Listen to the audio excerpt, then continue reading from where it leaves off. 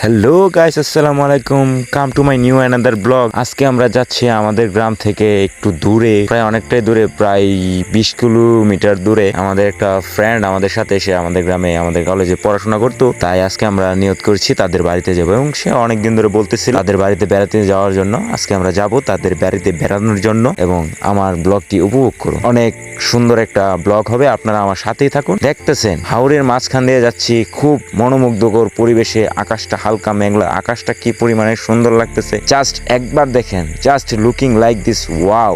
এরকম পরিবেশ দিয়ে টাঙ্কি ভর্তি তেল এবং সুন্দর একটি রাস্তা এবং ভালো একটি দক্ষ ড্রাইভার থাকলে, মনে ইচ্ছা মত গাড়ি টানলে কোনো প্যারাই নাই লাইফে। অল টাইম চিল করতে করতে করতে করতে আমি শুধু কি বলবো, খালি আমার ক্যামেরা আকাশের দিকে চলে যায়। আকাশের ভিউটা এরকম ছিল যে হয়তো আমার ক্যামেরার মধ্যে ভালো করে সুন্দর করে ক্যাপচার করতে পারে নাই, কিন্তু এরকম ছিল যে আপনাদের পারতেছি না আপনাদেরকে বুঝাইতে, এত সুন্দর লাগতেছিল। আমি শুধু আকাশের দিকে ফোন ধরে রাখতেছিলাম। এরপরে আপনার মনে করেন যাইতে যাইতে যাইতে যাইতে আমাদের বন্ধুরা চলে আসছে, ওরা ওই পাশের গ্রাম থেকে চলে আসছে। আসার পরে মাত্র ওদের সাথে দেখা হলো, তারপরে ওদের সাথে কথাবার্তা বলে আর একটু গান বাজনা শুরু করে দিল। একটু গান টানকে একটু হালকা পাতলা চিল করে আর কি। চিল করার পর সবাই আবার গাড়িতে ওঠার প্ল্যান করতেছি যে উঠে কিভাবে যেতে পারি। এবারে আস্তে আস্তে মনে করেন শুরু করলাম। একটু আগানোর পরই দেখেন অ্যাডভেঞ্চার, লাইফে এরকম অ্যাডভেঞ্চার আরো কি কেউ দেখছেন? কি পরিমাণের কাদা, এটা দিয়ে ঠেললা টাইনা কি বলবো। আমার বন্ধু আমার গাড়ি শুরু করেছে, এই বেটা তুই এনে গাড়ি ঠেলতেছে আর তুই বেটা ভিডিও শুরু করে দিছিস, এগুলো তোর কথা, এটা কোনো কাম হইলো না। তারপর মনে করেন আমি গাড়িটা টানতেছি এবং আমার নিজের দিকে ক্যামেরাটা মুভ করে তারপরে আমি টানতেছি ঠেলতেছি। ঠেলার পর আস্তে আস্তে গাড়িটা আগাইলো।